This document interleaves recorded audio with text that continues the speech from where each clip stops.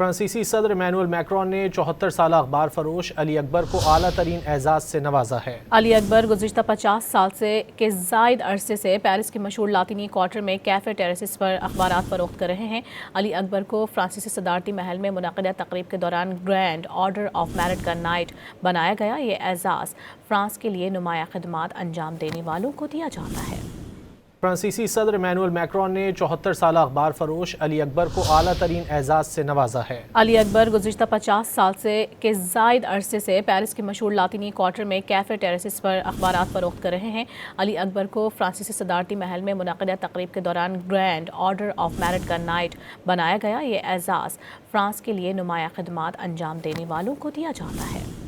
فرانسیسی صدر Immanuel Macron نے 74 سالہ اخبار فروش علی اکبر کو اعلیٰ ترین اعزاز سے نوازا ہے۔ علی اکبر گزشتہ 50 سال کے زائد عرصے سے پیرس کے مشہور لاطینی کوارٹر میں کیفے ٹیریسس پر اخبارات فروخت کر رہے ہیں۔ علی اکبر کو فرانسیسی صدارتی محل میں منعقدہ تقریب کے دوران گرینڈ آرڈر آف میرٹ کا نائٹ بنایا گیا۔ یہ اعزاز فرانس کے لیے نمایاں خدمات انجام دینے والوں کو دیا جاتا ہے۔